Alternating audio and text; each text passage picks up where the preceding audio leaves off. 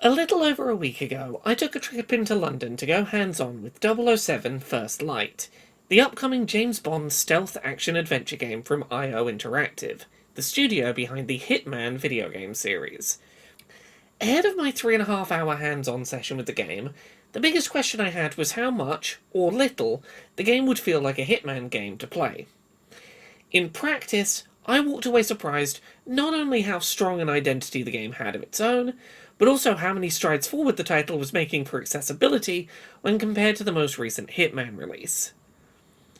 Broadly speaking, 007 First Light feels like a Hitman game, only one that's packaged inside of an Uncharted or God of War style narrative action game exterior.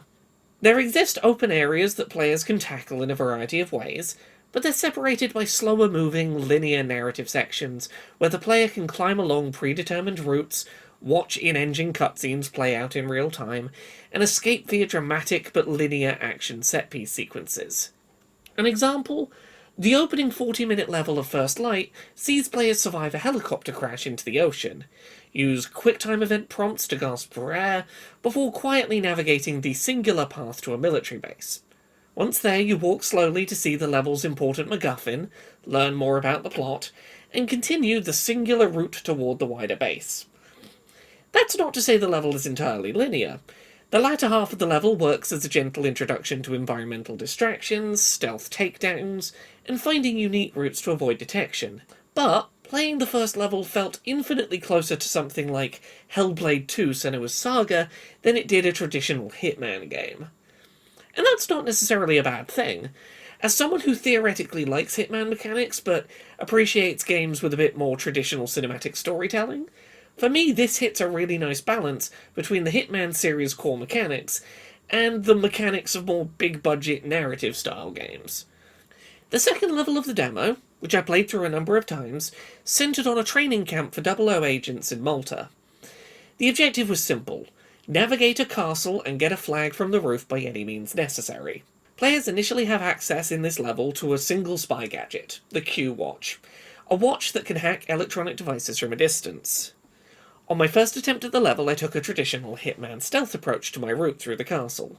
I activated traps to lure enemies to remote locations where I could perform stealth takedowns, and activated devices to attempt to knock out guards without ever needing to get close to them.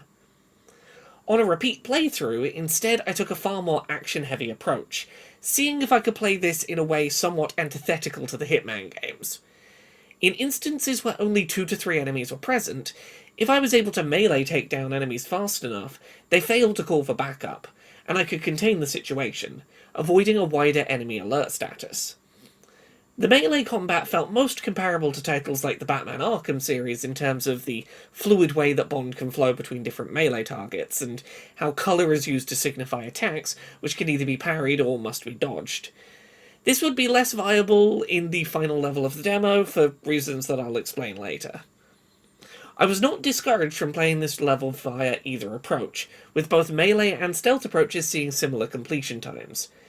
I do suspect on higher difficulties stealth will likely become more necessary than it is at lower difficulties.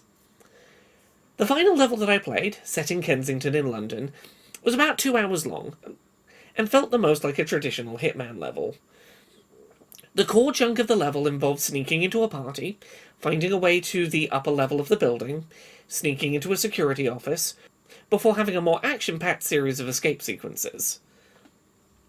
The initial break-in could be handled in a number of ways, but for me involved sneaking into a cafe and finding the code for a tablet so that I could get the names of security staff on duty and convince a guard to leave their post in front of the cloakroom.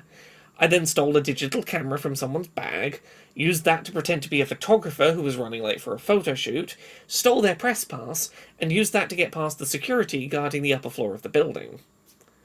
When sneaking into the security office, I was briefly spotted, but was able to blag my way out of trouble by pretending to be an IT technician heading to do some repairs. This won't always be possible.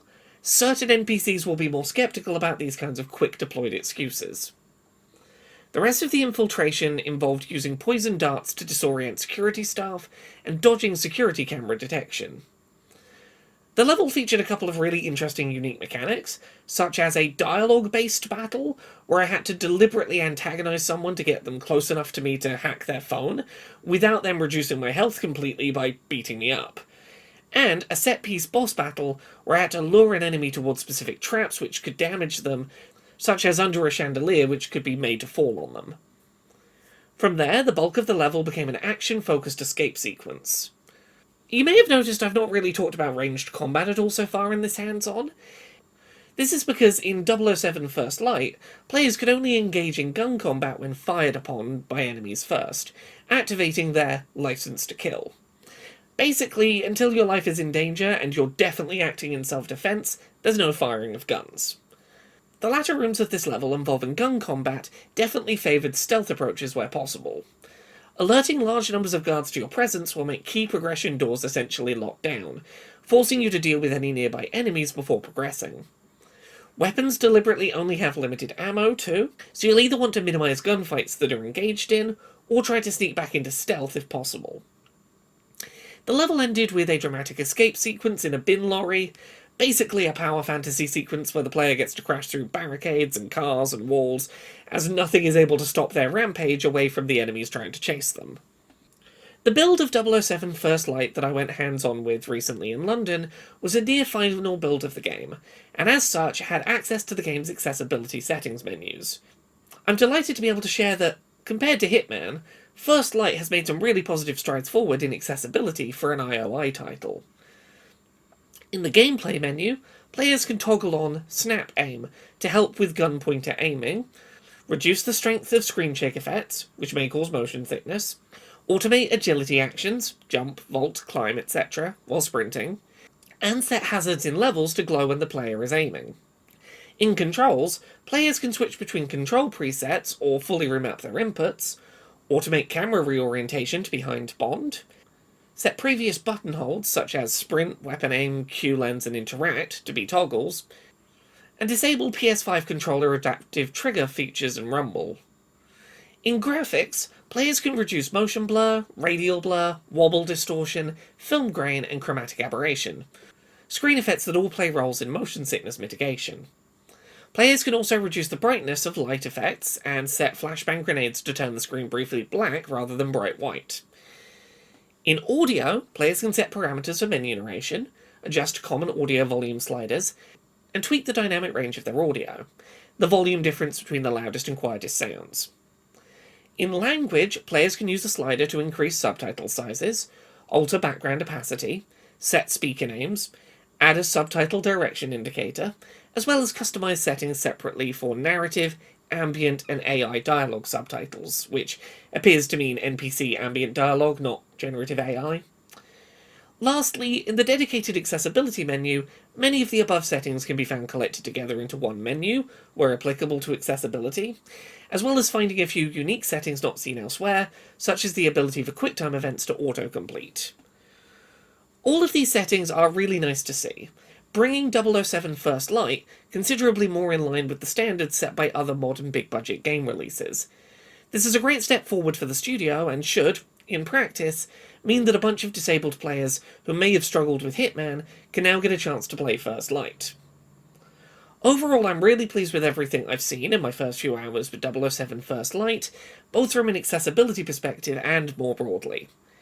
The game comes out in late May, the Switch 2 version is delayed until later in the summer, and I'm eager to give it an in-depth look upon release.